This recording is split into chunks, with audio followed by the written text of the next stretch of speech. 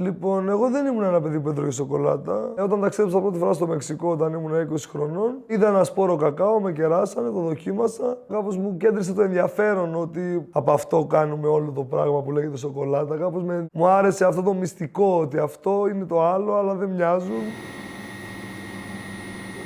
Είμαι ο Άρης Φλόκας, είμαστε στην Cacao Worship. Βρισκόμαστε πλέον στη Νέα Φιλαδέλφια, πάνω στην Εθνική Οδό. Είμαστε σε ένα εργαστήριο το οποίο παράγουμε τις δικές μας σοκολάτες. Παίρνουμε τον καρπό του κακάο, κάνουμε μια επεξεργασία συγκεκριμένη καβουρδίζοντας, αποφλιώνοντας και αλέθοντας τον, φτιάχνοντας τις δικές μας σοκολάτες. Η γενική επεξεργασία του κακάο είναι αρκετά περίπλοκη και όλες μου οι γνώσεις γύρω από το κακάο είναι αυτοδίδακτες. Δεν έχω κάνει κάποια σχολή ή κάτι που αφορά το κακάο ή ζαχαροπλαστική ή κάτι τέτοιο. Και βάζουμε ένα βιοδιασπόμενο φιλμ, το οποίο φέρνουμε από Ιαπωνία, που είναι από φλοιό δέντρου, το οποίο σε 1,5 με 2 χρόνια από τη στιγμή που το αφήσει στο περιβάλλον γίνεται και αυτό λίπασμα.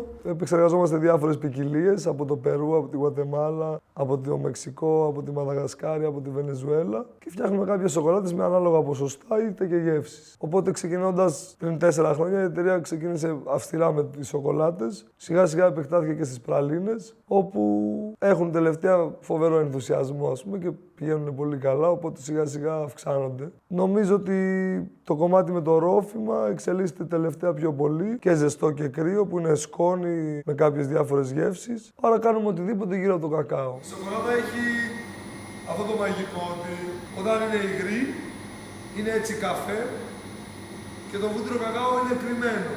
Γενικά ο σπόρος κακάο είναι αρκετά ιδιαίτερος όταν ξεκινάς να τον τρως. Δεν είναι ούτε ξηρός καρπός γιατί είναι αρκετά πιο πικρός. Είναι όμως πολύ διαγερτικός, οπότε είναι πολύ superfood. Οπότε ξεκίνησα να τρώω αρκετό κακάο στο ταξίδι έτσι για να δω πώς λειτουργεί. Τελειώνοντας αυτά τα 2 χρόνια που έκανα ταξίδια Περού, Γουατεμάλα και ασχολιόμουν αρκετά με το να πειραματίζομαι εκεί πέρα, γύρισα στην Ελλάδα και αποφάσισαμε να κάνουμε με ένα φίλο κάποια πειράματα στο σπίτι. Φτιάξαμε τις πρώτες μπάρες, να δούνε οι φίλοι ότι φτιάξαμε σοκολάτες, να τις χαρίσουμε, να τις κεράσουμε. Πήγαινε πολύ καλά, πουλάγαμε σε πολλούς φίλους από το σπίτι. Οπότε σιγά σιγά και φτιάξαμε μια ομάδα που αποφασίσαμε να κάνουμε ένα brand, ας πούμε, Cacao Worship, να πάρουμε όλο αυτό το ταξίδι του κακάο που έκανα εγώ μαζί με την παρέα που μάθαμε σιγά σιγά να φτιάχνουμε σοκολάτα. Νιώσαμε ότι ποτέ δεν θέλουμε να την αγκαλιάσει το πλαστικό αυτή τη σοκολάτα, όχι μόνο δηλαδή σαν τι footprint αφήνει στον πλανήτη, αλλά και σαν ότι προσέχουμε το ίδιο αυτό το πράγμα που φτιάξαμε να είναι όσο πιο αγνό.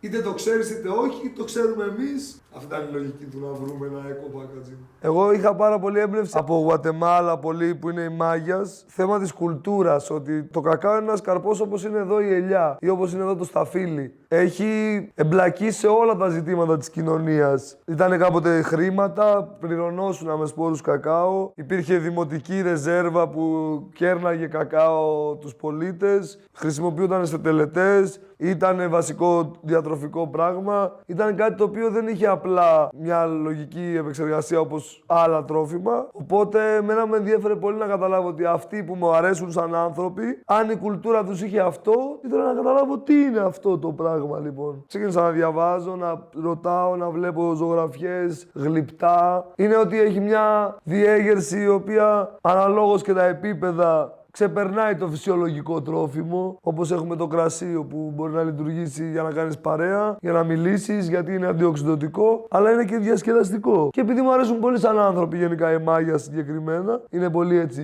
ήρεμοι, χαρούμενοι, παιδικότητα πολύ. Από αυτό βγαίνει, ας πούμε. Τι είναι αυτό λοιπόν. Και αλέθηκα για 5 μέρες, συνέχεια. Σιγά σιγά. Να αλεστεί.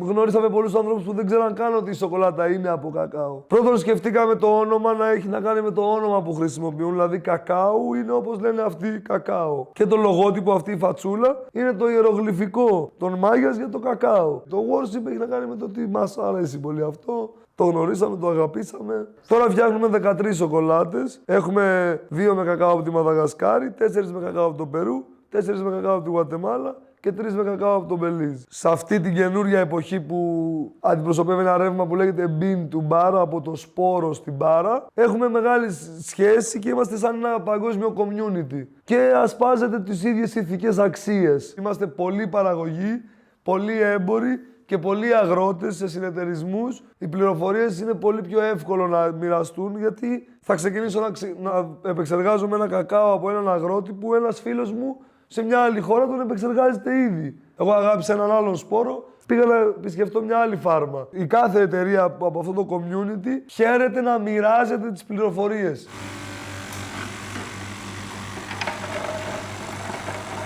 Οπότε γνωρίζοντας το Meat Market, μας βοήθησε πάρα πολύ ότι υπάρχει κόσμος που έρχεται να ανακαλύψει γενικά δημιουργίες. Έχει μια πολύ ωραία εκπαίδευση σε σχέση με το να ρωτήσει το meat, δηλαδή εγώ το έχω πάρει ως ένα ραντεβού. Το κοινό του Meat Market που γνωρίσαμε εμείς, πάντα ήθελε να μάθει πώς φτιάχνεται κάτι.